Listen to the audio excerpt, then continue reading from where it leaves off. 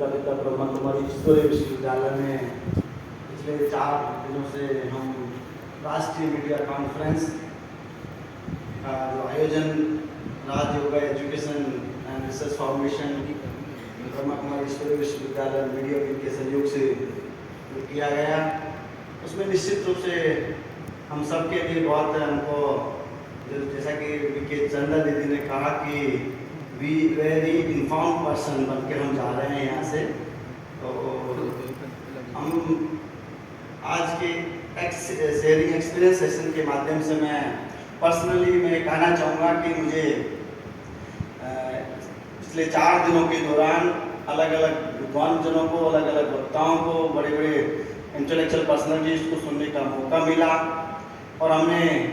लगभग एक भी सेशन हमने मिस नहीं किया। लगातार हमने इनॉग्रल सेशन से, रिसेप्शन सेशन से लेकर inaugural validity section, plenary session सब में अलग अलग वक्ताओं को सुना और मास जिस विषय और मिशन को लेकर प्रजापिता ब्रह्मा कुमारी ईश्वरीय विश्वविद्यालय ने इस कॉन्फ्रेंस का आयोजन किया, empowered media for global piece and harmony, इतना ये टॉपिक अपने आप में इस बात की ओर इंगित करता है कि मीडिया की भूमिका इस देश के प्रत्येक नागरिक के लिए इतनी महत्वपूर्ण है और सारी दुनिया मीडिया की ओर देख रही है कि आप कुछ करिए,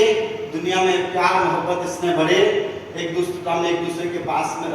जो नफरत दुनिया में फैली हुई है उसको मिटाने का जिम्मा कहीं कहीं मीडिया के कंधों पर देने का जिम्मा इस कॉन्फ्रेंस के माध्यम से दिया गया। और अलग अलग सत्रों में जो डिस्कशन हुआ और कल वैलिडिटी सेक्शन में हमने जो संकल्प पत्र पारित किया जिसको आप हम सब ने इंडोर्स किया, आपका समर्थन मिला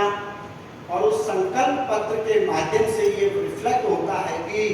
हाँ, प्रजापिता ब्रह्मा कुमारी ईश्वरीय विश्वविद्यालय विशेषकर मीडिया विंग इस बात को लेकर लगातार चिंतन मनन मंथन कर रहा है कि हमारा मीडिया में काम करने वाले प्रत्येक व्यक्ति, चाहे वो किसी भी ओहदे पर रहा हो, एक न्यूकमर जर्नलिस्ट से लेकर सीनियर एडिटर तक, सबको देश के प्रति, हमारी जिम्मेदारियों के प्रति मजबूत, उनको सशक्त कैसे बनाया जाए ताकि उनकी खबरों के माध्यम से, उनकी सूचनाओं के माध्यम से, उनके ज्ञान के माध्यम से, उनके एक्सपीरियंस के माध्यम से, उनके व्यूज के माध्यम से, उनके एक्सपर्टाइज के माध्यम से इस देश को ऐसा वातावरण मिले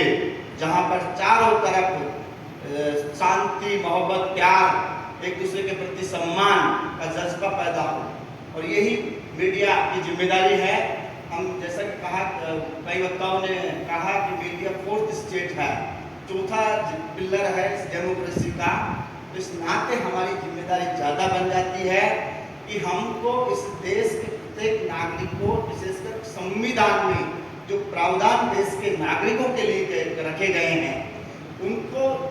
उस जिम्मेदारी का दायित्व बहुत मजबूती के साथ, ईमानदारी के साथ, क्योंकि